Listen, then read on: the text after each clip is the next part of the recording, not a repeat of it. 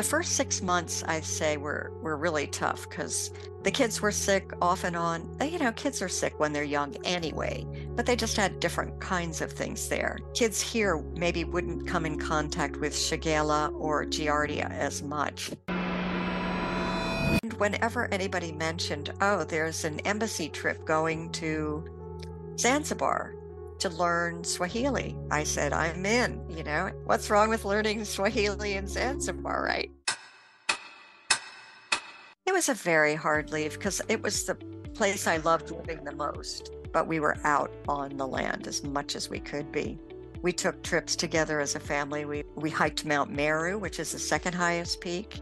We went to all the game parks and we trekked across the Ngorongoro Highlands. So all these wonderful trips that we could do over a period of 3 years rather than rush it all into a number of weeks. But we won't tell everything about that chapter because we want people to read the book too, right? Yeah, let's have a cliffhanger thrown in there. Welcome to the Winging It Travel podcast with me, James Hammond. Every Monday, I'll be joined by guests to talk about their travel stories, travel tips, backpacking advice, and so much more. Right now, I'm taking the podcast on the road travelling with me. So tune in every week for short-form episodes detailing all my travels alongside my Monday guest episode. Are you a backpacker, gap year student, or simply someone who loves to travel? Then this is the podcast for you, designed to inspire you to travel. There'll be stories to tell, tips to share, and experiences to inspire. Welcome to the show.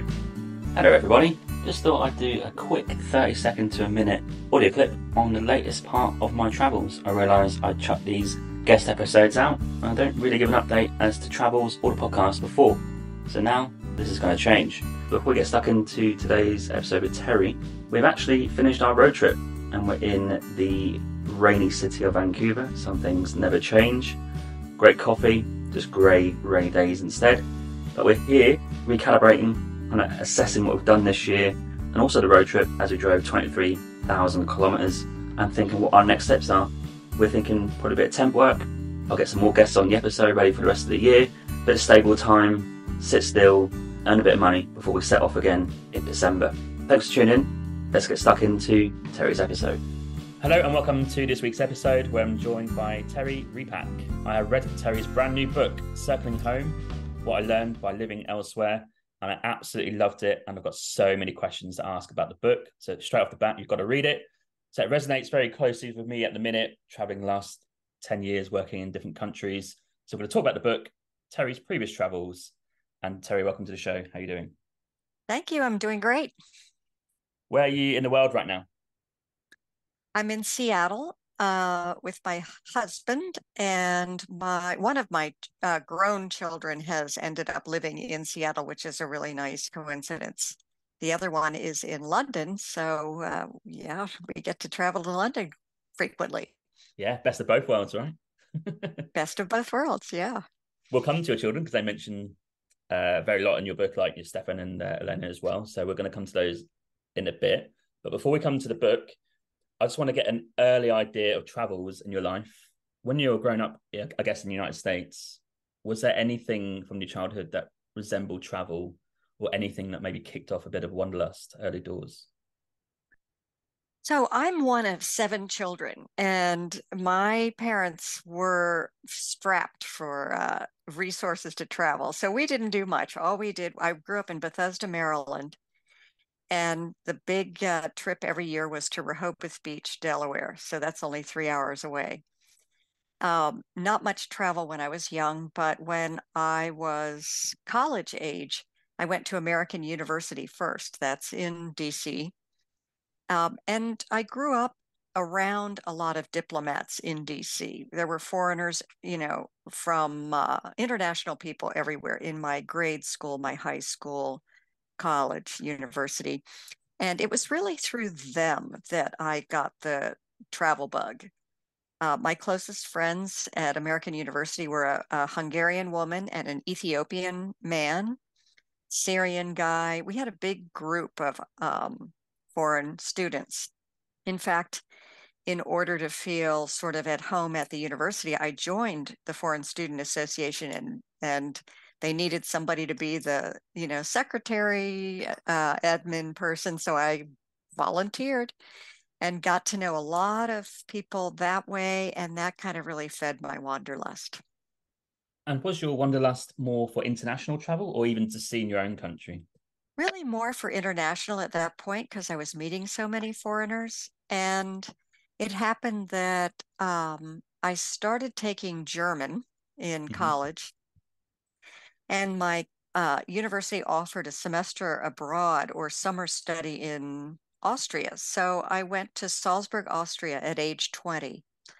And it was just, I mean, it's like, how do you land in heaven, on your first trip overseas? That's what I did. It's just an idyllic little city in the heart of Europe. And so I bought a Eurail pass and found a friend who also had a Eurail pass, and we just went everywhere. We went, on weekends we would go to Switzerland or to Venice or to Hungary. We just went everywhere that summer, and that really kind of fanned the flames, I would say. That's a great country to start, Austria, I must admit. I mean, my dad, who, believe it or not, doesn't have a passport, so he's never traveled. But the only country he talks about going to, if he did go somewhere abroad, would be Austria, just because he's seen on like films. I guess Sound of Music comes to mind, but stuff like that. And I think I just think those he's right. cities, He idyllic. he Yeah, can't do better. That's a great place to yeah. aspire to see. And we did go to Vienna this year, and it's a wonderful Nice. city. Yeah, Yeah, that's a very nice city. and we also appreciated, like yourself, you got the Euro Rail Pass. We got the Interrail Pass, which is the one for UK or for Europeans. And I think for the first time, I appreciated how easy it is to travel by train across Europe. Despite being from there, I was like, oh, you can do this. I should have done it 10 years ago. I know. And back when I did it, we crossed borders and you had to show your passport and change money and all that stuff. Yeah, Now it's yeah. like nothing. You just, it's like crossing states in the US. It's crazy, isn't it? Yeah. It must be like going in the United States, but just different countries all the time instead of states. It must be That's just it. a, but obviously, the United States has a pretty poor train network, so it wouldn't work, Yeah, no kidding. right?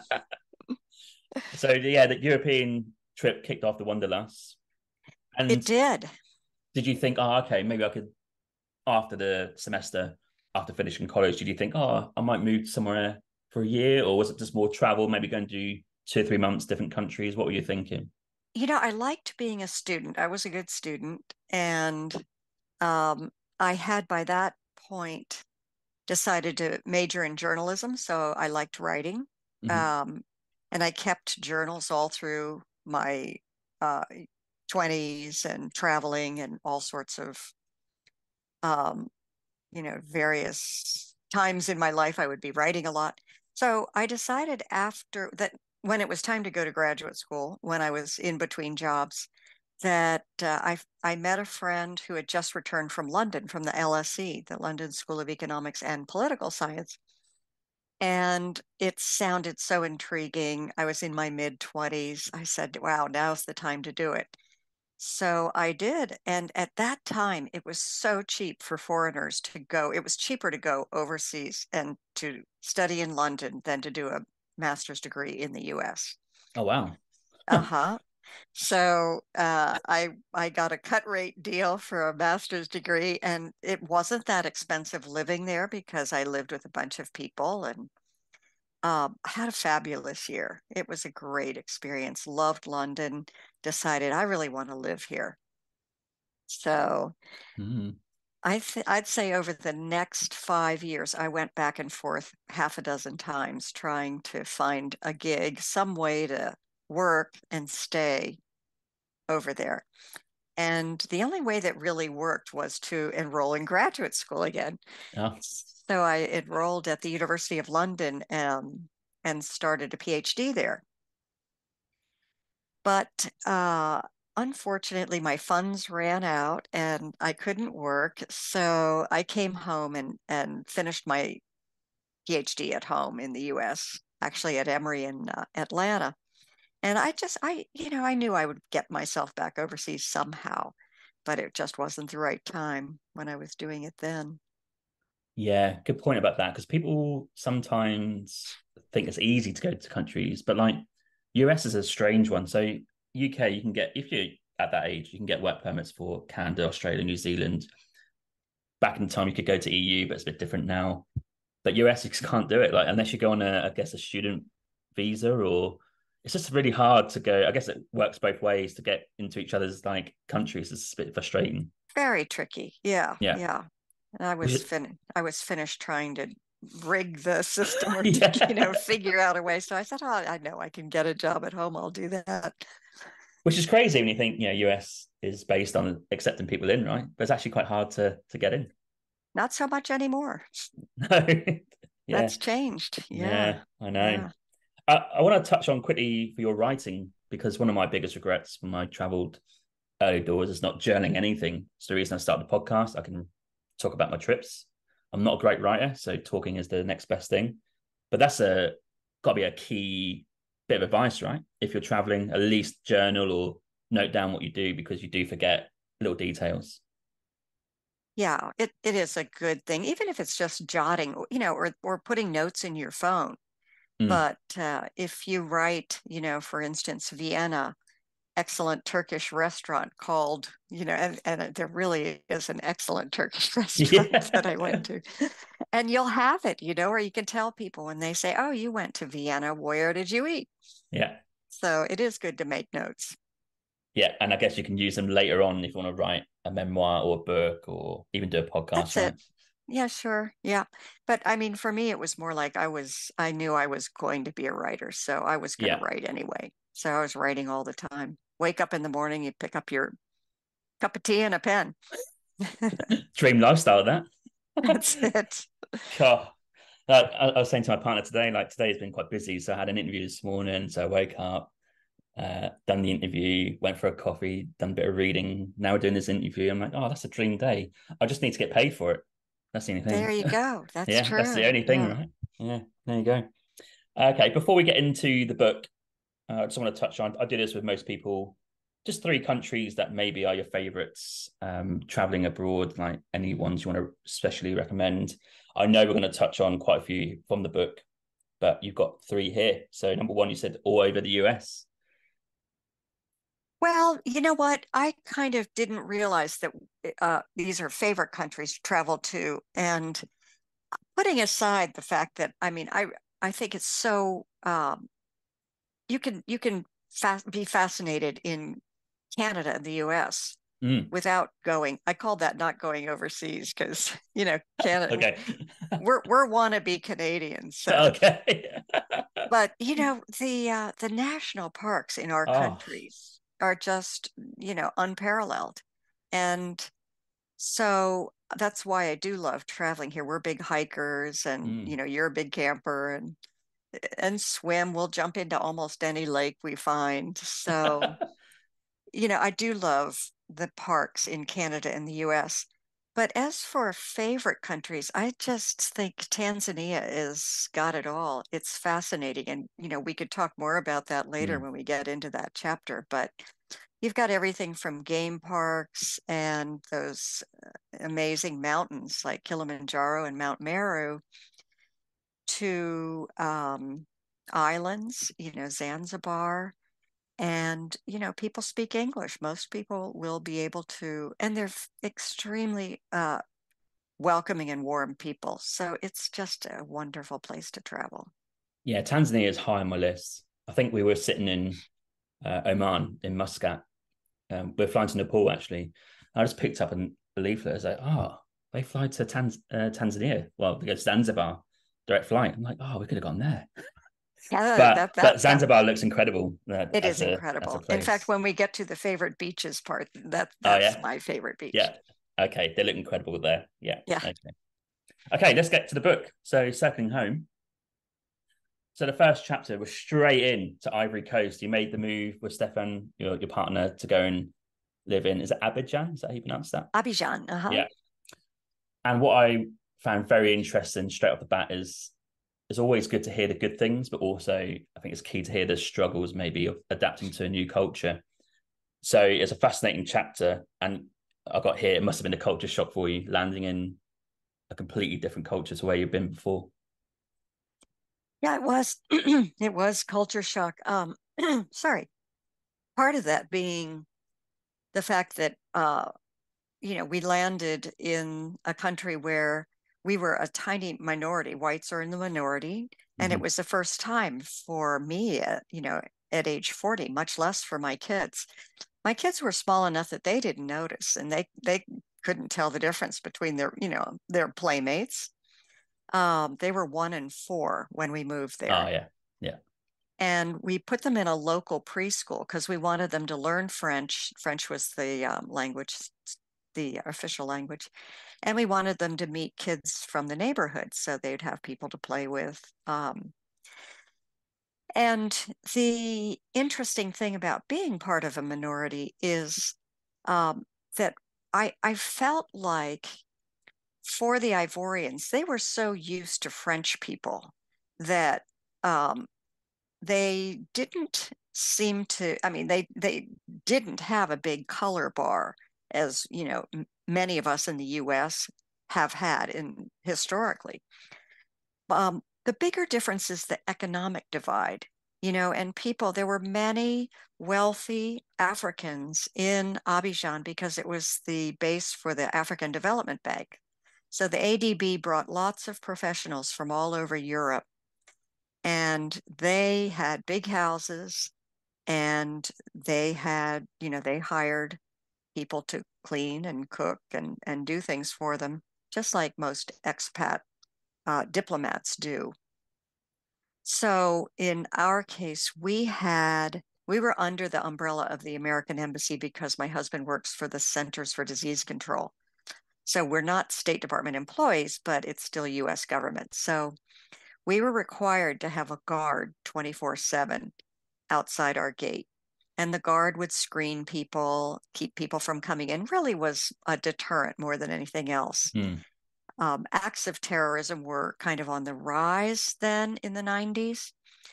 And so you had always a man standing outside with just a billy club. He didn't have a gun, but we lived behind cinder block walls that were 10 feet high and topped with barbed wire, that kind of thing.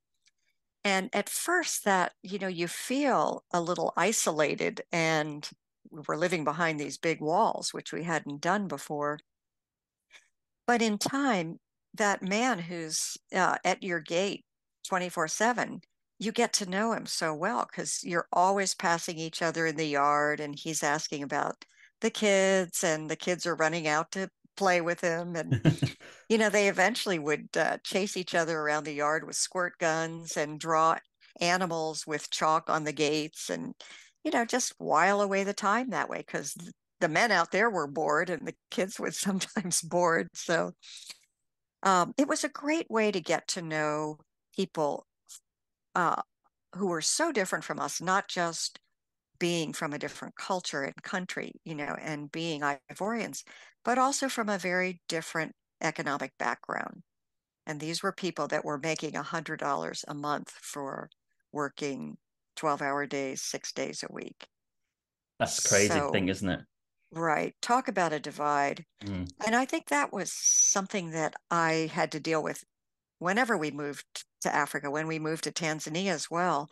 I hated the discrepancy, between us and the fact that we were always on the giving end, and people, who worked for such small wages always had to be on the receiving end. Although they gave things that they could give, like the guard would shimmy up the coconut tree and bring down cocos for the kids, or his wife would make a special dish for us that was Mhm. Ivorian. And so it was a very nice exchange, and we got to know these guards and the people that we did hire. We hired a woman to help clean a couple days a week, and a man to help cook because my husband had to host dinners for Ivorian colleagues and other expats. And those people kind of really became close to our family. And they provided a window into a very different world from the expat life. You could really have contact with local people and go to their homes. I went to their homes several times. I met their families. So that was part of the culture shock. What they helped ease that because they were so friendly. We were friendly with them. They made us feel more at home. That was part of finding home there. The other part of the culture shock is the safety issue. We never had to be so concerned about, um, you know, um, home burglaries, carjackings. There were quite a few carjackings in Abidjan. Men with guns would come and just corral your car and say, get out. And you hope they let you get out. Yeah. And we were warned about this from day one. When you arrive in the country, the U.S. Embassy gives you a security briefing. So it kind of fanned all these fears in my mind and made me so worried that I didn't want to drive anywhere or go anywhere on my own without my husband for a couple of weeks.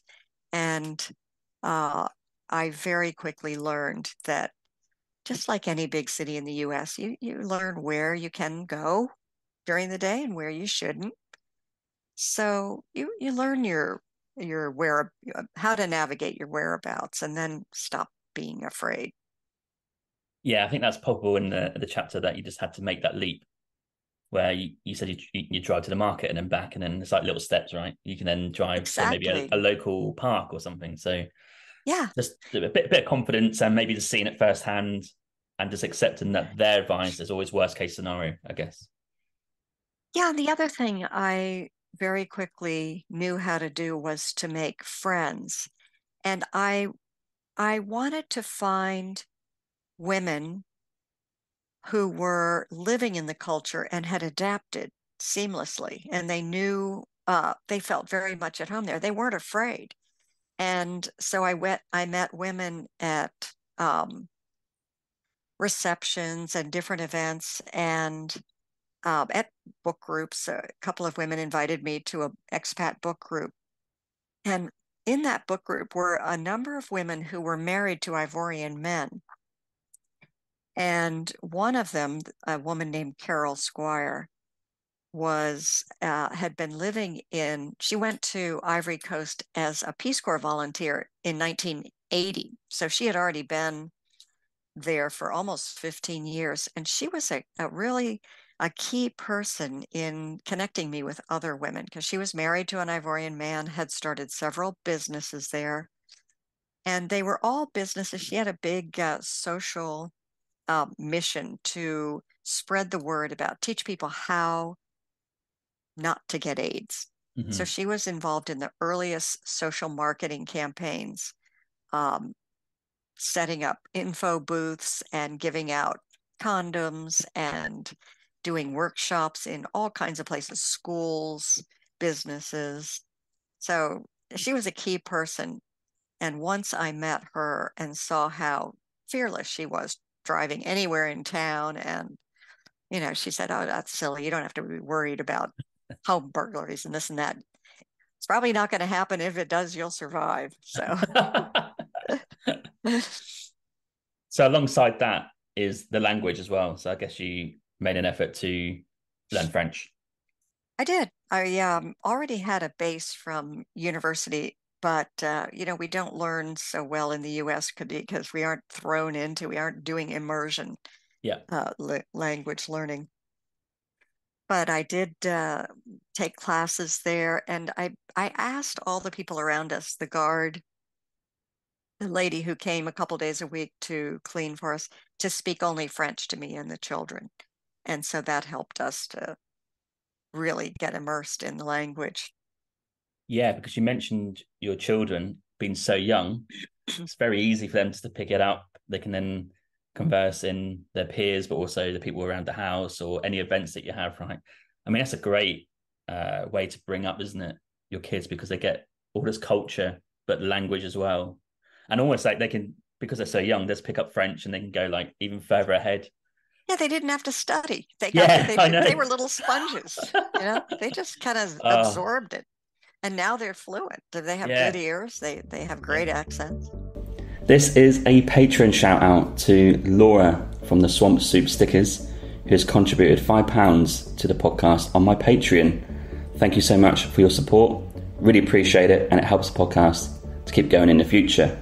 If you're interested, head to the show notes where you'll find a link to my Patreon. The website address is patreon.com/Winging It Travel Podcast. For £5 English, you will receive some trendy stickers from myself in the post, a shout out on each episode, and also my digital travel planner by email. Thank you for your support. Yeah, crazy. Can we touch on Stefan's work, because that's very important to the whole book, because it's a lot of it's based on where he's getting job offers. But can you explain what he was doing in the 90s with AIDS, please? So he's a doctor epidemiologist, and epidemiologist studies diseases, the course of diseases. In the 1990s, AIDS, we knew already what the main modes of transmission were, that it was through sexual contact or blood, like through needle exchanges, that kind of thing. But what we didn't know is how easily it was transmitted. So when I took my kids to Abidjan in 1993, I was afraid for them. I was worried about them getting malaria, AIDS, TB. There were all kinds of things they could get. Over the course of 6 years, which is how long we ended up staying in Ivory Coast, Stefan's work was mostly based or focused on studying where the main populations of people were that had HIV, and how to help them not spread it, how to help other people to get the message. Treatment was very difficult then, because there were no medications that would completely stop the spread of AIDS. That was hard, because the guard we got to know best at the very beginning of our stay there, within a year, developed AIDS and had a very miserable, slow death. And so it was hard to see that and not be able to do anything for him.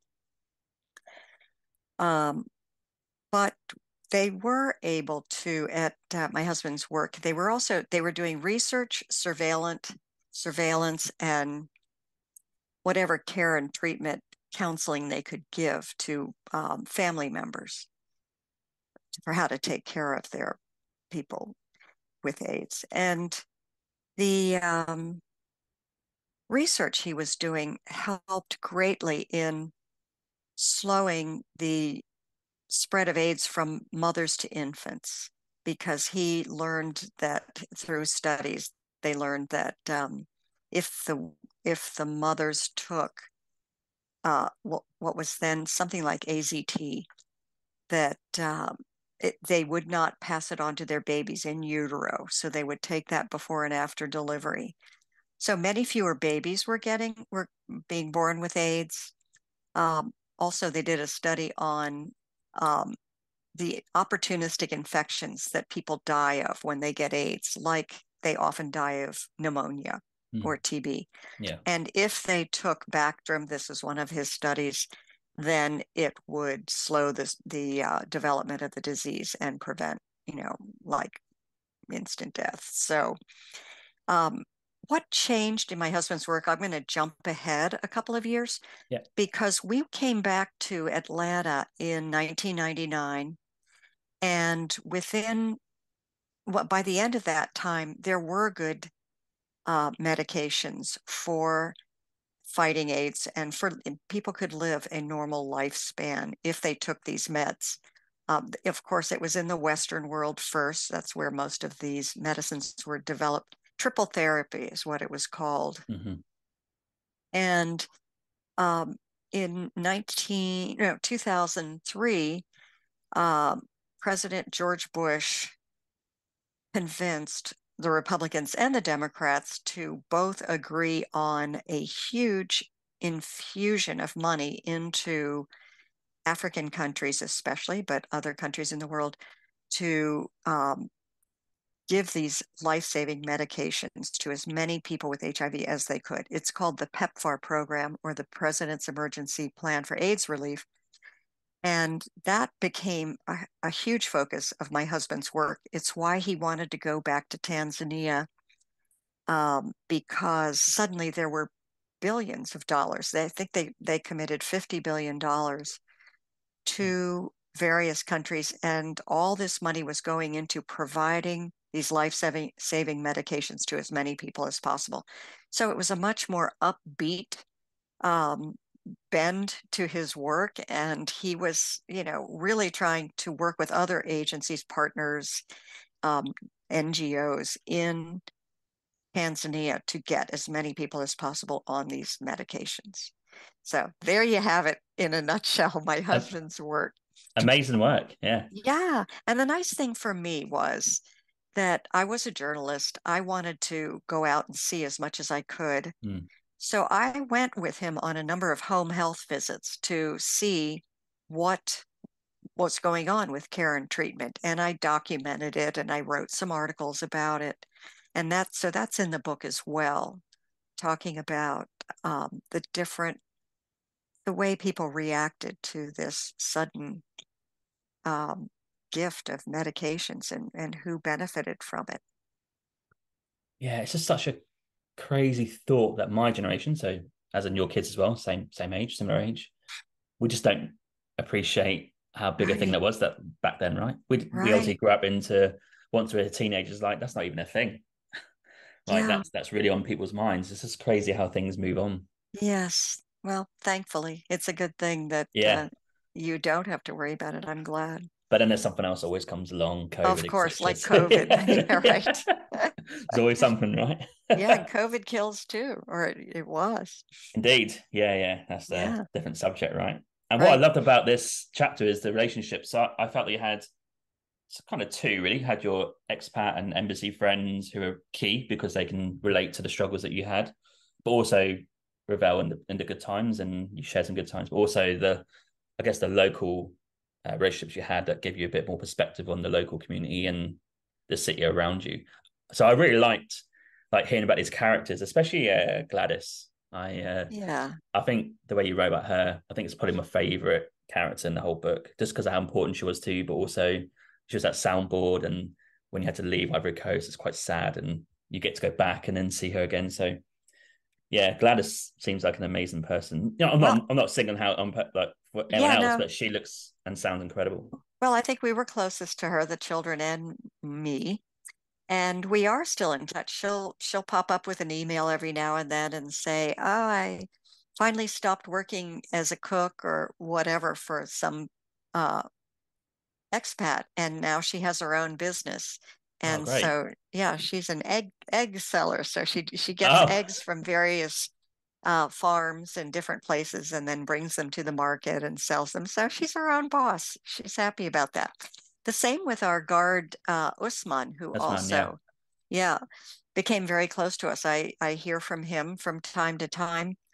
And he had a dream when he retired from at age 60 from that very long, arduous job of guarding houses, of owning his own business. And so he bought a small shop. He went back to Ghana, um, where his family was, and he bought a small shop in the marketplace. And now he's running his own shop. And every now and then he asks us for help, or he sends a report on how his daughter's doing. His daughter was able to go through secretarial school and got a good job. So we're really happy to keep up with, people that meant a lot to us 25 years ago. Yeah. So that shows how strong the relationships are, right? Yeah, yeah, And also, what was interesting about those guys is a lot of them are not Ivorian as well. They're from other countries in Africa.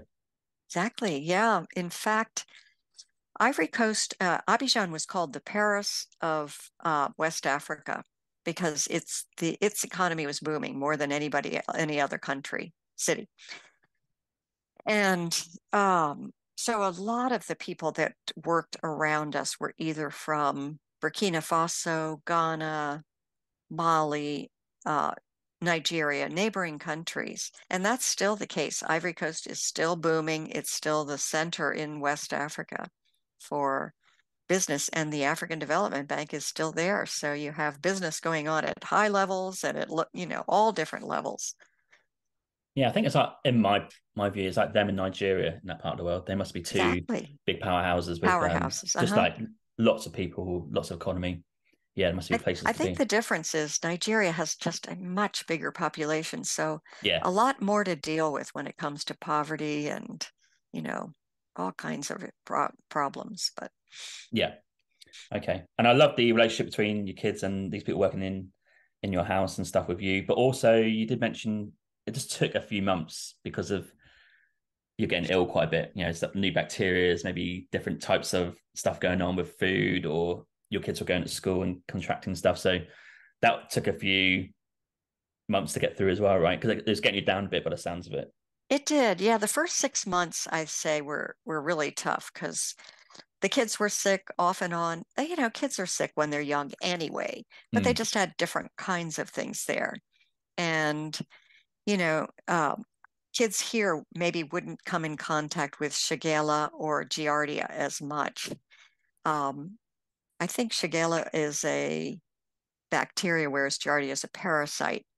Okay. And what we did have was we had access to the U.S. Embassy Health Unit, and they had this. Well, so with Shigella, once they diagnosed it, they had a lab there, and we had a very good lab. She became a close friend, the lab tech, and she found the Shigella in the kids. They brought it home from school, and it's just a course of antibiotics will knock it out.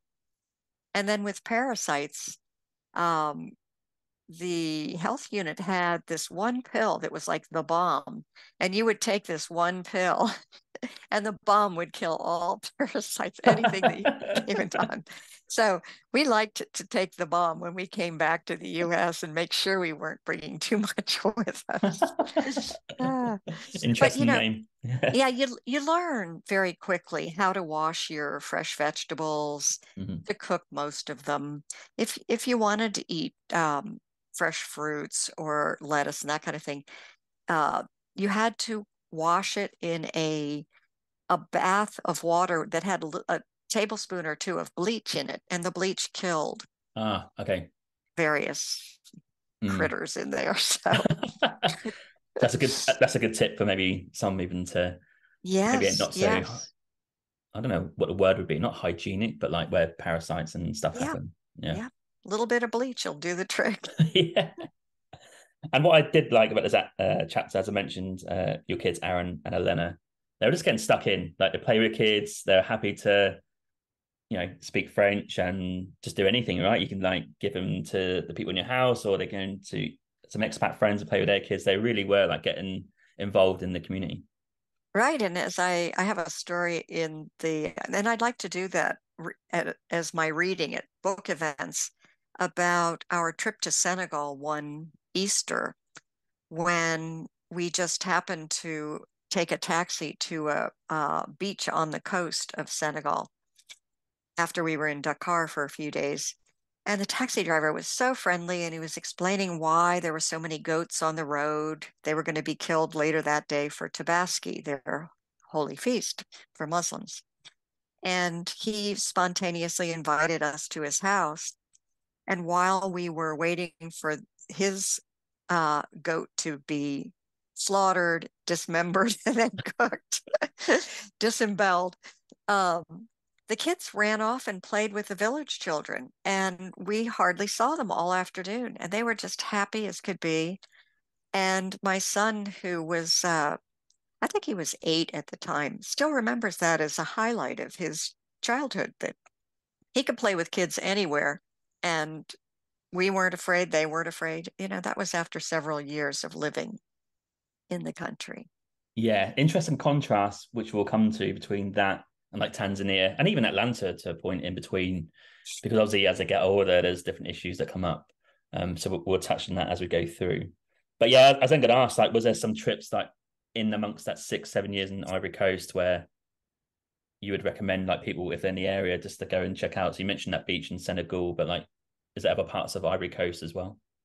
Yeah, Ivory Coast has beautiful beaches too. I write about one beach that we went to called Monagaga, and it only had one lodge sort of place where we stayed, and it was brand new when we went there. Now, 20 years later, I'm sure it's much more developed, as is the whole coast. Assini is a beach in Ivory Coast where lots of expats go and have houses, as well as wealthy Ivorians. Um, and it's a beautiful stretch of beach. I've gone back several times to visit Ivory Coast and to see friends, and including Gladys and Usman. And I write about my friend Angie, who has a real love for Ivory Coast and a sense of mission. She was a nurse in 4 or 5 African countries for 20 years. And she goes back to Ivory Coast 3 or 4 times a year because she's rebuilt a school after the Civil War there. She took it upon herself and her family to rebuild a little school, and it's just booming now. It had less than 100 students 10 years ago when she started her rebuilding project, and now it's got over 600, and other schools are going to use it as a model for how to Oh. rebuild their schools. So, Is that the story when the chief came round, like yes. just like very quiet, like yes, you can do that. Like she would like Exactly. agree to how much land they could use, and Yeah, 80-year-old woman. Yeah. yeah, Yeah. that's She was awesome. great. And a few more things about Ivory Coast, maybe from your experiences there. I noticed in this chapter you were busy. So you're making sure you're going to writing groups, you're doing walks, you're getting to as many events as possible. Is that key to maybe adapting to Yes. a new life there? And volunteering. I think Mm. volunteer work is really key. And so I jumped in whenever I could. I was like the room mother in my kids' schools. But also, when our school was at the international school, was a wonderful school. It attracted amazing teachers from all over the world, from Australia, the UK, Germany, the Netherlands, the US. And they're very highly trained, enthusiastic young teachers who are so excited to be living and working abroad and having everything taken care of, from their housing to, uh, getting paid for living in another country. So um, I I would volunteer as like the UN Day coordinator, and try to bring all the people together from all these different nationalities. It was quite a mediating trick to get people to agree and to work together. But it was fun. Keeps you busy, meet lots of new friends. Yeah, I think volunteering is key in places like that. Yeah, okay. And your parents visit as well. They did, and That's a very nice part of the chapter where they get to see where you live and they meet all the people that you know. Very nice. yes, and my father at 75, grew up in Pennsylvania in a poor coal mining town, and he just was so appreciative and said, I'll never be the same Mm. after this 2-week trip. And he really meant it. Yeah, that's key, isn't it? Like that they Mhm. can relate to what you're seeing. I know it's only for 2 weeks, but Right? it's just nice to have maybe someone like a sibling or a parent like understand and not just write it Definitely. off. Yeah, yeah. Yeah, that's very nice. And It's then also it's also why I kept in touch with friends over the years. Like when I go to Europe, if I want to go to Norway, I have a great friend from Tanzania to stay with. mhm, If I go to Spain, I have a great friend from, Ivory Coast to stay with, and in Germany. And the nice thing is when you reconnect with these people, they know exactly where you came from, and yeah, they know your kids from a young age. it's because Carol lives near you now, right? Carol is on Whidbey Island. Yeah, Yeah, so yeah. fairly close. Yeah, where I went obviously, That and was a wonderful coincidence. She came to my yeah, book launch, and she's very much in my life again. yeah, that's awesome. Yeah. Yeah. Okay, and to finish on the Ivory Coast, it's a bit sad at the end because Stefan's contract was up. You're going back to Atlanta, and obviously you get to know these characters in this chapter, and then suddenly you've got to leave, and it's a bit sad at the end. And which it's bittersweet because you appreciate they were proper strong relationships, but then you've got to move on to the next chapter. The sad thing in leaving Ivory Coast in, 1999 was that the internet wasn't there yet. It wasn't very developed. And so these people, we thought we were closing a door that would never open again. We wouldn't see them. We wouldn't hear from them. We couldn't find out how they were doing. But just a few years later, they did get email addresses and they started writing, and I did go back to visit. So it wasn't so sad.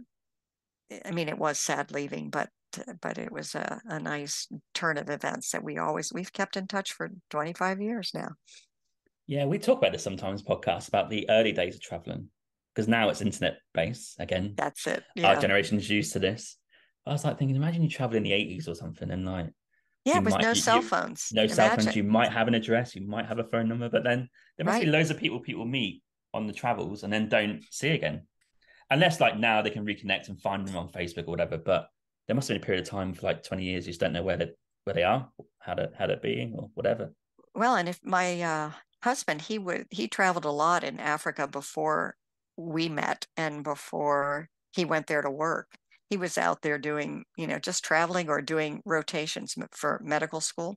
And his mother would say goodbye to him in the US and wouldn't know where he was for months. There was no communication. So, Different world. yeah, different world. Couldn't send him money. No. Okay, we're gonna as you go through the book, you move to different places. We're going to obviously go to Tanzania. It's very important. But before that was in between those two places was Atlanta. So you're going back to USA. Interesting chapter because I think the kids are important bit in this sort of chapter because they have to go back to a country they're born in and speak the natural language, but maybe not necessarily feel like they belong there. How was your initial reactions to going back to USA, Atlanta as well? It was a bit of a relief at first not to have to live behind high walls and to not feel like a foreigner all the time when you went out and to not look over your shoulder, and worry about carjackers. That's just not done that much in Atlanta. They do other things, but they don't do that. The kids, one of my children, my daughter is extremely flexible and an extrovert. And so she had an easier time making friends. For my son, it was harder. He was 9, so he was old enough to really miss the guards, the Gladys, the other people in his life. His best friends from school went off to other countries. So he just, it's a real sense of loss that third culture kids is what they're called, TCKs, who grew up in other countries and cultures. And they have to grieve and go through this loss that is new to them. So that was hard. But on the other hand, my parents lived nearby in Atlanta. They had uncles and aunts, my kids, and cousins. And so they were reconnecting with people who they had seen over the years because we always visited every year. We visited the US. So for them, it was nice to be closer to family again. And they did find ways to reconnect. Like for my son, it happened to be Cub Scouts because the kids in the neighborhood had this wonderful guy who was the den leader. He was like Mr. Rogers on steroids. He was so sweet. And so he had a great experience with Cub Scouts and ended up going all the way through to Eagle Scout because his best friends were all in that group. And he did things like he learned to play ultimate because he was never into American sports, football, baseball, and all that. He didn't grow up with it. So he picked up different games that I think are more popular in international schools. So I think we very quickly, after a year or so, got used to living in the US. It wasn't hard. But what also happens is you kind of get bored a little bit because you're used to a fast and exciting life where, hey, it's Easter vacation. What country do you want to go to this time? You want to go to Togo or Ghana? Where would you like to go? So I think by the time, 5 years passed quickly in Atlanta. And by the time my husband especially got bored and wanted to be back out in the field, and particularly when there was all this money going out for this new AIDS treatment program, the PEPFAR program. So he was anxious to get back in the field. He wanted to go to Africa again. And when he suggested Ivory Coast, Tanzania, the kids, I was worried about them not wanting to leave in Mm, high school and junior high. They jumped for it. They were so eager. They said, yeah, let's go do it. So we did. that's and also in this chapter, which kind of relates to later in the book, there were some family health problems that maybe Right. justified you going back to Atlanta and being close to your family. Yeah. Yeah. That's one of the hard parts for expats is being far away from aging parents. And, all the expats I was around dreaded the call in the night when you would hear about a Mm, parent who had a heart attack or, you couldn't get home in time. yeah, And that yeah, did, both my husband's mother and my father were having health issues. So it made it nice to be back home. Um, and that was one of the hard things about deciding to go back overseas is to leave them again. yeah. It's one of the most unfortunate parts, even just traveling and being an expat. Yeah, unfortunately, I had that in India, the worst case for my nan. So that's all sudden, middle of the night. Yeah, my mum's not a speaker, so when she rings at 5 a.m., you're like, Yeah. what's Oh, that I'm about? sorry. So that Yeah. that is just one of the things that Yeah. I You think that I dread. think the feeling that probably comes the feeling apart from grief is probably guilt, isn't it? That's right. Yeah, Yep. that's probably the That's biggest true feeling. too. So that's part of the unfortunate things of being traveling or living abroad. But I love the bit in this chapter when I felt like you maybe had to rush to get out of Ivory Coast. I don't know. It felt like maybe a bit rushed, but you both went back. So you went back to Ivory Coast, say goodbye properly, and Stefan went with Aaron as well, just to say goodbye. And he loved going back and seeing all the guys again. And he's on the phone to you. So that was quite nice to see. Yeah, it was closure Yeah. for all of us. And Yes, that closure. that Yeah. is something that I do recommend if expats, if you take your kids back home and they're really mourning the loss of friendships and that kind of thing, give them the option of going back at some point in the following year or two just to say hello and goodbye again. Yeah. Crucial. And then we're Mhm. off to Tanzania. So I think we talked about this earlier. Tanzania is high on my list to go to. And I felt like straight away you were experienced. You're like, okay, Tanzania, new country. I know to go here. I know what I've got to do. Slightly older kids as well. How excited were you to go to Tanzania first off? I was all in for this one. I Yeah. had been a reluctant what they call trailing spouse, which is, someone who has to travel for the other person's job. But this time I was really game and I knew it would be a limited time that we wouldn't stay as long as we had in Ivory Coast, mostly for our parents' health Yeah. reasons, also because our kids would be out of the house and grown or off to college. So I wanted to make the most of things from the get-go and just went out and looked in the first couple of months for volunteer work. I started tutoring local school kids in English because in Tanzania, Swahili is the main language, Mm-hmm. but kids have to pass English exams in order to go on to secondary school, a very hard uh, and onerous thing for them to face.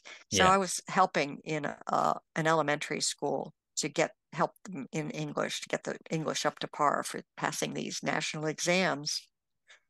And somebody offered me a writing gig, which was a monthly column in a magazine called Dar Guide, and so I took that on.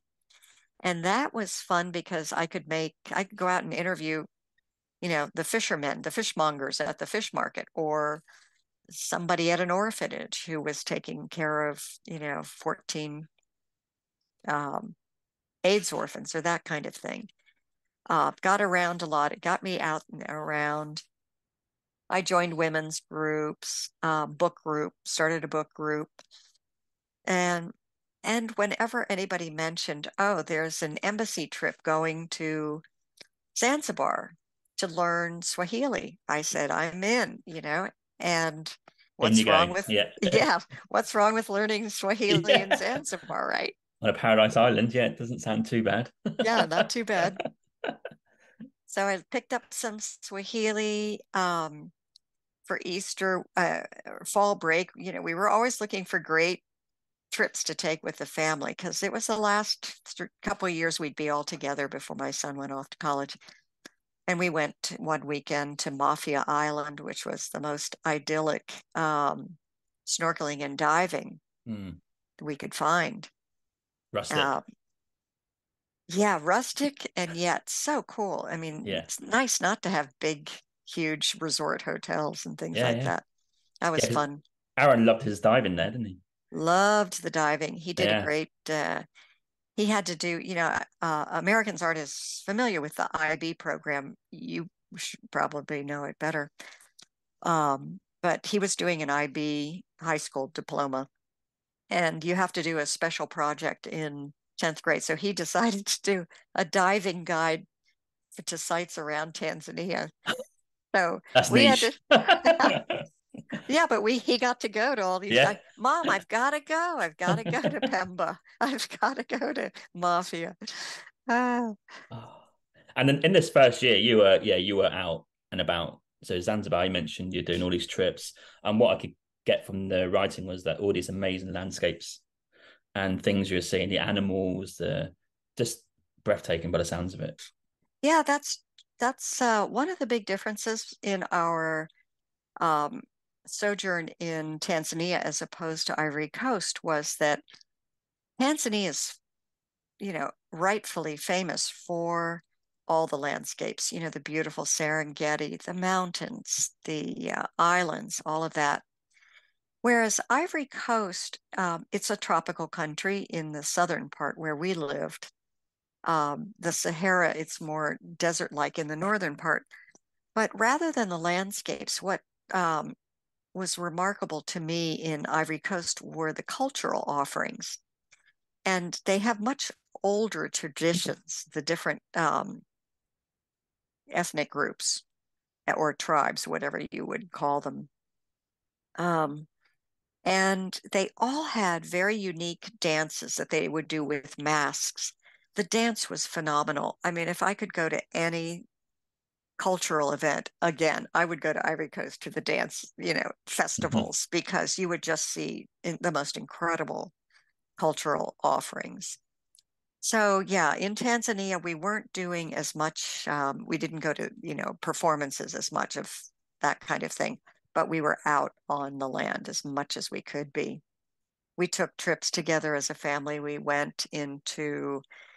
hiked Mount Meru, which is the second highest peak, dragged our daughter up and down. She was at first an unwilling participant, but she did have we had another family along, and she had kids her age, so she was happy enough with them. But we went to all the game parks and we trekked across the Ngorongoro Highlands. So all these wonderful trips that we could do over a period of, 3 years rather than rush it all into a number of weeks. Mm, And yeah. as residents, we got, you know, much lower prices for safaris and permits to parks like Kilimanjaro National Park. We got lower rates with local guide companies that would take us on these trips and guide us on these trips. So, yeah, it was a fortunate position to be in. And where were you based, like living? Was that the capital? Yeah, Dar es Salaam, um, How did that compare to Abidjan? very different. Not a tropical city. It's a much more dry, Hmm. but it is right on the water. Whereas Abidjan was on a lagoon, so it was inland a bit, so it made it hotter and more muggy. But Dar es Salaam is right on the ocean. We lived around the corner from a bay where we would swim Mm. 3 times a week. Um, and you can motor out to islands just literally, half an hour away. Dream. So it was a wonderful place to live. Yeah. Kids loved it too. Yeah, so the kids are getting older, aren't they? And I think you They are mentioned in the getting older, chapter, getting getting into all kinds of yeah, things. yeah, they're up to some stuff with the Up to locals or some with stuff, friends or as whatever. kids will do. Yeah. So that was like a different dynamic, right? Because I think you said, back in the day, you can just take them to your friends and they play with the kids, but now they're saying no or they want to do their own thing. So that was a different dynamic. Yeah, that's right. That's right. Yeah, and there are more things to worry about with teenagers. Hmm. You have to worry about drunk drivers and parties and things like that. Um, Not sure where your kids are all the time. So, It's got to trust the process. Hope it goes well. right, right. There were some amazing trips in this chapter. So there was the Zanzibar that you said, the month there. That sounds idyllic. It's on my list. Sounds like you had a great time there. You went to Madagascar as well. Yeah, Madagascar is a really interesting place. Um, Lots of in that one huge island. I think it's the Mm. size of Texas. Yeah, it's huge. Yeah. You have, again, rainforest in the east. So it rains all the time. That's where the lemurs mostly are. Mm-hmm. Then you have more sort of the Sahara-like dryness in the north. Um, Only spent a week there, but it was enough to finally come across some lemurs, have them land on my shoulders. That was fun. Yeah, Made some good friends there. You take trips like this, you make fast friends. you do, because I guess you are doing stuff all day, every day for the trip. Uh-huh. Hiking, seeing each other at their best and worst, helping Yeah. each other out when you fall down, literally. Maybe interacting with opposites, maybe like you mentioned ambassador at the time. Yeah, Maybe not your cup of tea, but you got to realize, maybe underneath maybe the public image, there's someone there that you could like. exactly. And the lesson there to me was that being resilient and tolerant and open-minded wasn't just about accepting other cultures and saying, yeah, well, they allow polygamy in Ivory Coast. It's cool. But also accepting your own compatriots and that have very different political views. Mm, So being tolerant has to be a lot more than just, oh, it's fun to see a different culture. Yeah, they can do their yeah, thing. yeah. Yeah, So you're right yeah, about that. it was a good hard lesson for me. Yeah. And then Mount Kilimanjaro was a interesting part because you achieved a summit and then you had a little group together. Some were doing better than others. Interesting twist at the end. That was an interesting trip as a whole. You got to go up and hike and tent on the mountain and kind of with local guides and get to a place where you can achieve something like, I can see the view. How was that? How did that shape maybe yourself in terms of how you viewed what you could achieve? Um, I think I had to, I was in my 50s then, and I had had hip bursitis pretty seriously earlier. So it was slowing me down a bit, but I was able to push past it and get to one of the summits on Kilimanjaro. The ultimate summit kind of eluded me for various reasons, but um, yes, and there were some group dynamics that led to a kind of a dangerous situation. Um, but we won't tell everything about that chapter because we want people to read the book Yeah, yeah, too, yeah. right? We'll leave a cliffhanger. Yeah, yeah, Yeah, absolutely. let's Yeah, let's have a cliffhanger thrown in there. yeah. It's a great read. And then to finish, Tanzania, you obviously leave in the end because the contract comes up. Was that a hard leave as well? It was a very hard leave Yeah. because it was the place I loved living the most. Um, and but my father was fading. I knew he didn't have much longer to live. Stefan's mother was also not doing well. our son was going off to college. We didn't want to be too long flights Yeah. away from him. And our daughter wasn't headed for an academic future with, university. She really wanted to act and sing. She had an amazing voice. She has an amazing voice. And we knew she could get a lot better training and opportunities in the US. So even though it was hardest for her to leave because she was in the middle of high school, she had 2 years left of, secondary school. We told her she had to come back with us. We didn't want to leave her there. And in the end, I mean, of course, parents are always right. And I'm very glad she's with the partner she's with now in the UK rather than the boyfriend she had back then. Ah, interesting. I didn't And get I that and I think she'd say the same thing.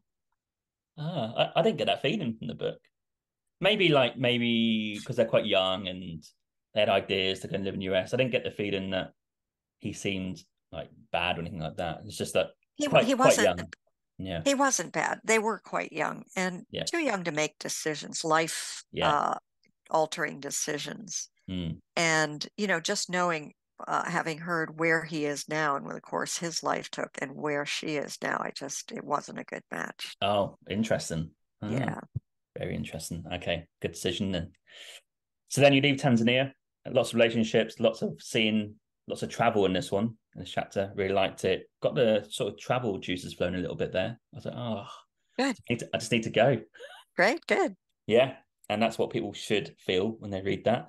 She returned to Atlanta, and then a few years there, family stuff as well, and then you're off again to Switzerland, but this time just you and Stefan.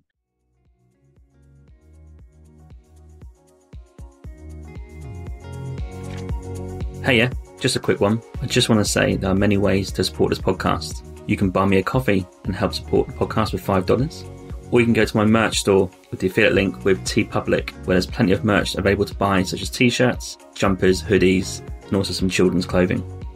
Thirdly, which is free, you can also rate and review this podcast on Apple Podcasts, Spotify, Podchaser, or Good Pods. Also, you can find me on social media on Instagram, Twitter, Facebook, and TikTok. Simply just search for Winging It Travel Podcast, and you'll find me displaying all my social media content for traveling, podcast, and other stuff. Thank you.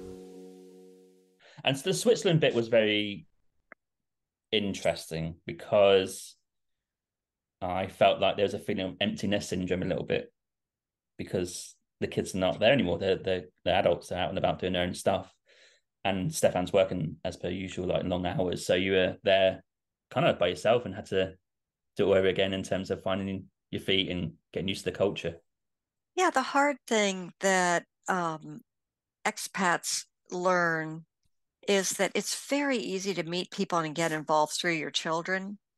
And it's a lot harder if you've had that experience and then you go overseas and there's no kids and there's no instant connection that way. Mm. If you went without kids to begin with and you knew how to make connections, and I think it's much easier in this day and age because you have meetups and you have social connections that you can make much more easily than we could when we were traveling a decade ago or more. Mm. Switzerland was a place where, well, Geneva in particular, where there were lots of other foreigners because they're all there working for the United Nations, WHO, so many different international organizations. So you don't find as many residents there, which made it harder to connect to because a lot of these foreigners, they're busy. They're working long hours. They come home, they want to only be with their families. It's kind of more isolating in a lot of ways. Plus, there aren't as many volunteer opportunities because there aren't many, there's not such a big economic divide, or maybe there is, but I didn't find many volunteer opportunities. Switzerland's an interesting country, right? We went there this year, and they've got very pretty cities. Yeah. but it's just, and it's a stunning country. Like you've got the Alps and stuff like that. I get it, but it can seem a bit grey, a bit cold, and even the Yeah, people can seem a bit cold. I think they're they known for that can. a little bit. They are known for that a little bit. There are, wonderful people to meet who don't fit that bill. Yeah. But yeah, Switzerland, it was an interesting place. It is a beautiful country. Mm. There are different parts that aren't so great. But it is Central Europe, and so they get long winters there. Yeah. The snow might not melt in the mountains in the Alps, parts of it for hiking until July. So it's not an easy place. And did you meet as many people there, would you say, as I the other would trips? I would say no, but I would say part of that was my fault because Oh. I was kind of constantly looking over my shoulder back at the US. I had a sister who was having a lot of marital problems and Mm. personal problems. I was very close to her, so I really felt pulled to. I think one year I flew back 4 times to help either her or my daughter. She was also going through various things Mm-hmm. in her attempt to make a go of it in Hollywood. Um, my father had just passed away before we left, and so I was worried about my mother. And so, it was kind of, I was tugged back to the US more than I would have liked. And um, so I think, yeah, it was partly me. It wasn't just Switzerland's fault, No. that I didn't meet more people.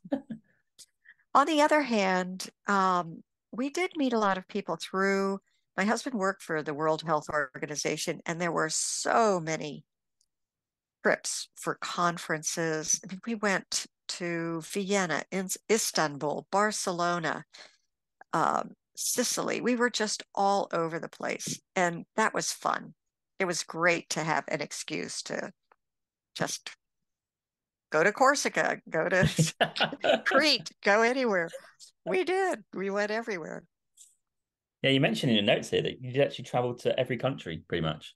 Pretty much, yeah. That's I went, insane. yeah, I Yeah. went several times to Norway because my close friend from Tanzania lived there. So I Hmm. would go up there and stay with her. I was in the UK a number of times, even before my daughter moved there. Hmm. It's just so easy to get around. You have EasyJet, you have trains. Yeah. It's so easy and really cheap now. EasyJet puts everything within reach, doesn't it? I just try not to think about it because it depresses me a little bit because flying internal in Canada is so expensive. And I I get it. I know. get it, it's huge, but that's no excuse because you can fly London to Istanbul, 4 hour flight for like $50. It's Like crazy. it's just annoying because I just Yeah, I just didn't take advantage when I was living in UK enough of the EasyJet and Ryanair flights, unfortunately. yeah, yeah. Well, you're young. You can still you Yeah, can that's still true. spend time there. Can always go back and do it. Yeah, But being in Switzerland or Austria in that Central Europe bit, there's so much on your doorstep, and the yeah. trains are all on time, reasonably priced, and you can get out anywhere. And everybody speaks English, so we have it easy. You can get around. We do. That's a one advantage and a privilege that we have. It is a privilege. It Yeah. can't be understated, I don't think. It's, No, no. even in Paris, where they don't like to speak English, they do speak a little bit to you. So it is a Yeah, privilege. yeah. Yeah. So this chapter was interesting. There's a different vibe to the other chapters, and I implore people to really get stuck into this one because I think we learned some lessons there. I think from your time in Switzerland, and there's so much in the book that we haven't talked about, but that's good because people got to read it, right? So they're Right, gonna. There's loads of characters, loads of stories, and just so much to learn from it. And I was just into it all the way.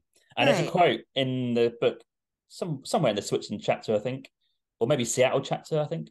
Pico Iyer says, after traveling, the beauty of sitting still is to turn the sights I saw into insights. Yeah, And I think yeah. you got that maybe when you settled into Seattle after Switzerland.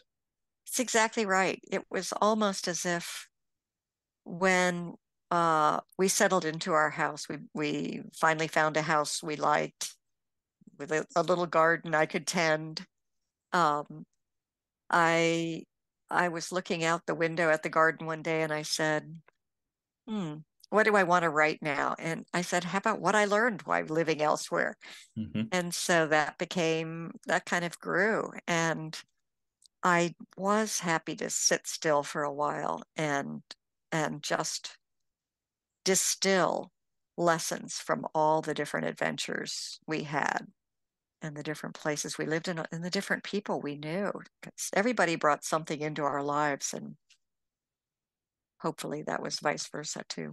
Yeah, I think you need to take stock, right? Just I feel like that's what we're doing now. I was talking to you on email about we just done 4 months in a camper van which we bought, and it's quite small, it's intimate, but we drove across Canada, then back through the States. But we actually left in January, so we're on this like year trip, and I think Wow. we just need to stop now and just like reflect and Yeah. just where have we been and all the people we've met and all the places we've seen, all the activities, all the miles we drove in the US. Like it's just time to just reflect. And I love that quote. I've never heard it before, but I love it. Yeah. Yeah. Yeah, it is it does come a time, even when you're young and you could still keep Yeah. going if you felt like it, when you need to sit still and just distill some insights and Mm, lessons and yeah. figure out, well, what do I want to keep doing? What do I not want to do anymore? Yeah, Yeah. That's a good lesson, actually. right, What don't I want to do anymore? right. Because there's a um, lot of that. You go through a lot of crap really when you're mm, on the road for 4 or 5 months. There are a lot of great things. It's a there are. wonderful way. There's nothing like learning the contours of a country than driving it or walking it rather than flying over it. Indeed. And you mentioned on the email that you are thinking about doing that as well. Maybe going across Canada We or are, US. yeah. I think that's our next adventure rather than wanting to live anywhere else. We would like to get a van like you had Ah, and just drive around the US, Canada, just wherever wheels could take us without having to fly. I think we'd like to try that too. but in the US, the options are endless. You can go anywhere. And you mentioned national parks earlier. The US, I said to Emma, my partner, I think they have the best because you can get the parks pass, which is $80 US dollars, and that You gives know you what? access. I got it for 10. Oh, that gives you access to everything for a year. Everything. Yeah. It's a Oh, lifelong golden eagle pass. Yeah. oh, like even $80 is nothing for the two of us in the It's van. nothing, right? Right. And you have access to like I don't know how many parks there are. It's at 60 or 80, I can't remember now, but Yeah, everything from small ones like Bryce and Zion mm, to the big ones. In fact, yeah, yeah, in next month we're going to Arizona, so we'll be in Grand Canyon and mm, my husband's brother lives in Phoenix, so that's where we usually go oh, yeah. for to get away from the Seattle rains in November. As we speak right now, yeah. You have them too, I think. Yeah, we've experienced that a lot. Yeah.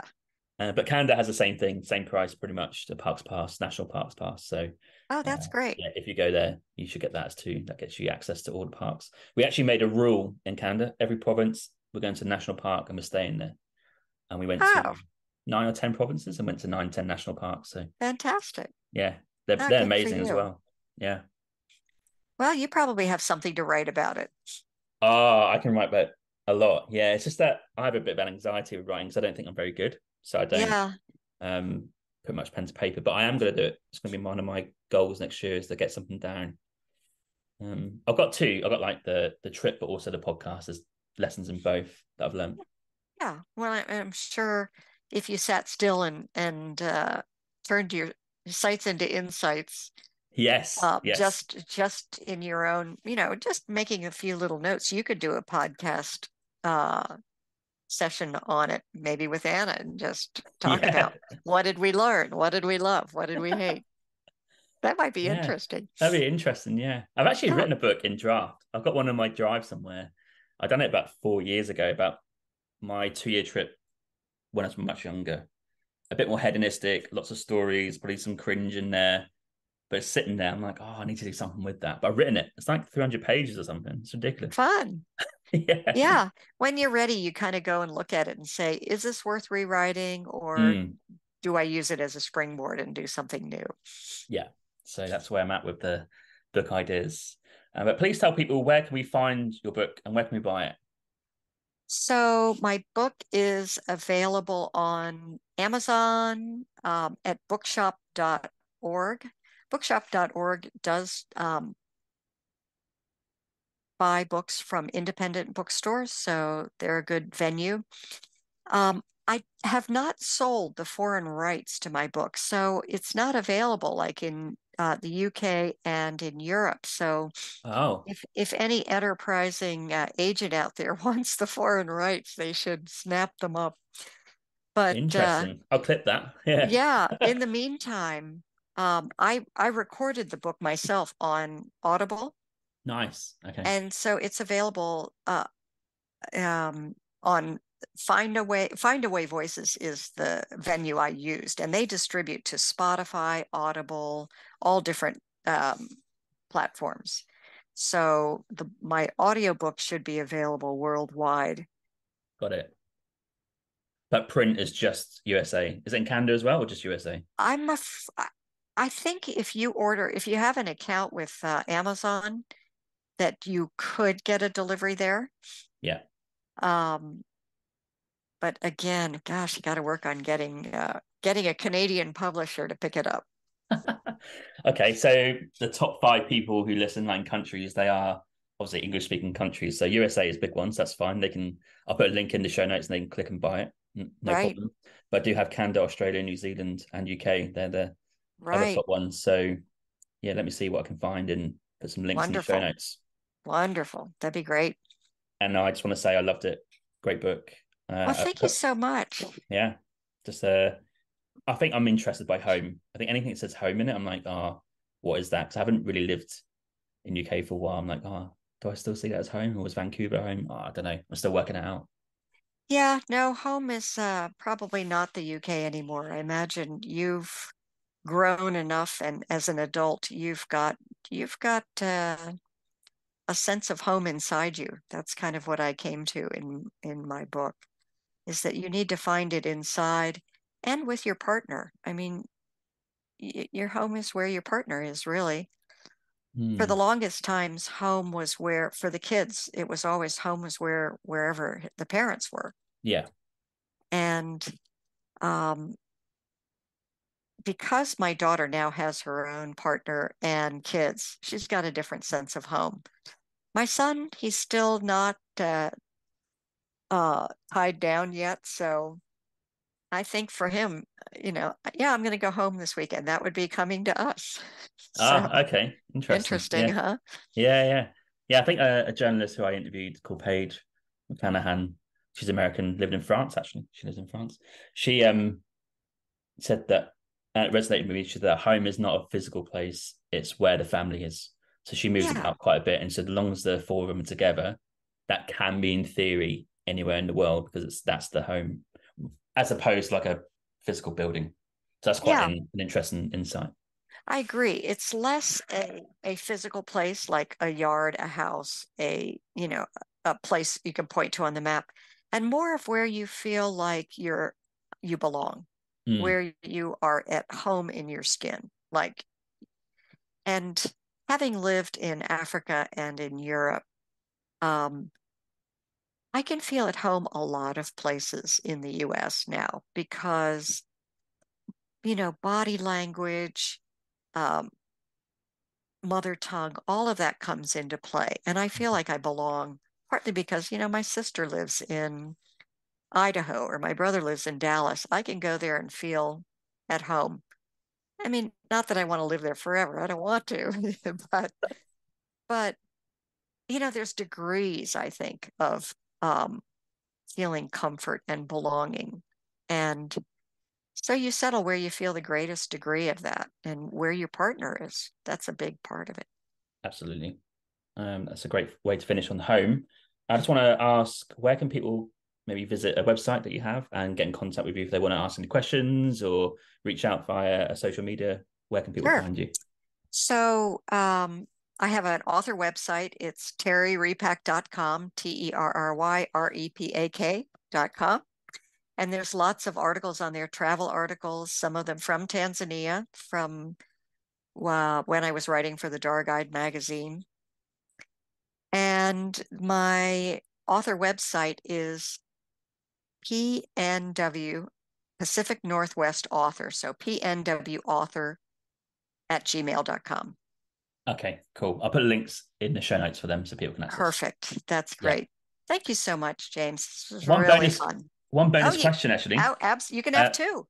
okay, I've got some quick Yeah. fire travel questions coming, Oh, so yeah, be, yeah, yeah. be prepared for them. They're a little feature at the end. The Yeah. bonus question is for Stefan, whose ethnicity is Polish, right?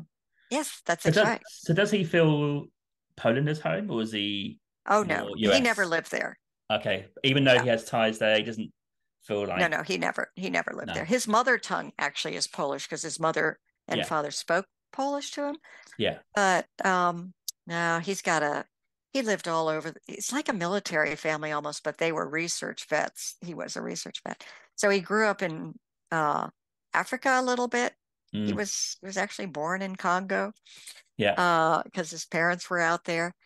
And he grew up in Philadelphia, but he's been with me in Atlanta, Maryland, Santa Fe, New Mexico. So I think for him, it would say home is wherever I am. mm, But he also feels more at home in Europe than I do. Since he grew up in Congo where it was French speaking, yeah. he's very fluent in French and he loves France. And so he Okay, spent a lot of time there. and he's fluent in Polish as well, right? Oh yeah, he's fluent in Polish too. Can your kids speak Polish? No, Mm. they heard him sing Polish songs when they would go to sleep at night. He would Yeah, sing to them in Polish, but they don't really have it. yeah. Uh, it's a Hard hard language. it's a hard language. Yeah. Yeah, that's one of the hardest ones in the world, I think. So, okay, Yeah. very interesting. Okay, we're going to finish the episode. Some quick fire travel questions. These are Sure. just like your favorite things. You traveled around the world. I've got some interesting questions for you. I'd love to hear I what you're going to prepped. say. I prepped. Okay, my It's travel question time. my first question is to name 3 countries that you traveled to that you would have to say are your favorites. Tanzania, uh, Switzerland, or Austria. I would put them next to each other because Yeah, they're I don't want to say interchangeable, but they're similar. similar. Um, and I have to say Canada. I love Canada. Oh, I do. Oh, Yeah, I interesting. do. Amazing Yeah. country. Yeah, yeah, yeah. Yeah, I spent some time in Manning Park and Cathedral Lakes up there and Yeah. Okanagan. It's gorgeous. It's all beautiful up there. Yeah, it's always rated in the top 5 or 10 countries in the world. So there's a Sure. reason for that. Yeah. Okay. What about 3 countries you've not traveled to that are next on your hit list? I would say I'd like to go to Machu Picchu in Peru. Yeah. Um, Colombia. This is kind of more South America focused because I don't know South America very well. Hmm. So I'd say Colombia. I have a niece who leads yoga retreats, so I'm going to go on a yoga retreat with her there. Dream. And probably I would like to go to Vietnam. Okay. Yeah. Yeah. And do you know the total number of countries you traveled to? I would say 50 to 60 Okay. And what has been a favorite beach? in Zanzibar. No, hands down. It does Yeah, look idyllic. Okay. yeah, yeah. What about a favorite walk or hike that you've done? Um, well, I mean, I would say Kilimanjaro. There's just nothing like it. Hmm. The contrast from like the landscape at the base to the top, it's just beautiful. Okay. It looks pretty cool. I think that's on most people's lists. I don't believe them if they don't say that. Yeah. Okay. If you could sit in one city in the world, drink a coffee, and just watch people and watch the world go by, where are you going to sit? Salzburg. Okay. Great. And do you have a favorite country's coffee? Bit of a geeky coffee question. Is there a particular coffee that you like from any country? I don't drink coffee, so I'll tell Okay. you my favorite tea. Yeah, tea's good. Yeah, yeah. It's Murchie's in Victoria. Ah, okay. Do you know Interesting. Murchie's? I think I've heard of that. Yeah, Oh, yeah. oh my gosh, the great tea shop. I order my tea here in Seattle from them. Victoria's like going home a little bit Is that because right? Very Yeah, British, yeah. yeah, it is. Yeah, it's like, oh, Great we're back city. again. Yeah, I like it. Yeah. And very accessible to you now. You can get a ferry across, right? Yes. Okay. What about a favourite sunset? Um, we had beautiful sunsets from our beach in Dar es Salaam. So I would say we almost never missed it. We'd walk around at evening time and it's called uh the Msasani Peninsula, where we lived, and that bay is just about a beautiful sunset. Awesome. Okay. 3 countries that have your favourite foods internationally. Ethiopia, because I love Ethiopian food. Thailand, Of course, yeah. love Thai food. And Turkey, I love Turkish food. Okay. And which country do you think has the kindest people on your travels? Um, Gosh, I'd say every place I ever traveled, I always found kind people. So I couldn't pinpoint it. I mean, Tanzania was amazing. Um, but I always found nice people anywhere I went. Okay. Very kind. That's a good question. It's a nice one. What about a favorite like traveling activity? I know you mentioned the book about doing safaris and stuff. Is there one that sticks out like that activity Hike, was walking. unbelievable? We always do walk. We walk everywhere. Um, I have a friend who wrote a book called To Walk It Is to See It, because she did the GR5, which goes from Netherlands down to Marseille. It's Okay. 1,400 miles. And she named her book To Walk It Is to See It, because there's nothing like getting to know a country by walking its contours, just feeling every mound and dip and everything else. It's the most intimate, isn't it? I think alongside, doing a camper van trip is cool, but walking Yes, somewhere even more intimate. right, right. Yeah. Which country, in your opinion, on your travels was the best for budget? So where would your dollar go the furthest? That was Thailand back in the 80s when I traveled there Oh, with my husband. So that was a good deal. I don't know what it's like now. I haven't been back. I'd love to see what you think of that because I I reckon it's would. changed. Is it, Yeah. have you been? I've been twice. Yeah, I went What, 10. and is it expensive? Do you No, consider? no, no, no, no, not expensive. Okay. But it's got Okay. more expensive than the Yeah. times I went. But unfortunately for Thailand, you have to do a before and after, and that is the beach to film. Remember the beach in the 90s? Yes. I think when they filmed that there at Maya Bay in Thailand, people started flocking there and that changed the landscape. But the time that you went, that would have been the best time to go. I think that would have been more Yes. rustic and more authentic. Yes. Yes. But I bet you when we finally get to Vietnam, that's probably a good budget place to travel too. Vietnam is a great country, yeah, and very budget friendly. I've been there twice. That Huh. is for people, that's got to be up there. Some of the I, nicest people. yeah, I bet. I bet. Yeah. And the last question would be if someone's listening right now and they haven't traveled that much or they're a bit scared to maybe go international travel or a country they're not sure about, any words of wisdom as why they should go? Um, if they're a bit scared, I would say go to a country where you are likely to find people who would understand you language wise. It does help. You don't feel as strange or foreign. But I would also say the best piece of advice is you don't have forever. You don't know how long you have on this earth.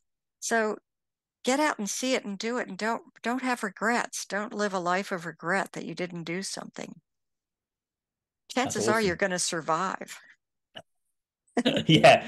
Yeah. There's like one part, just do it. And another part, you will survive. If you don't like it, just go home.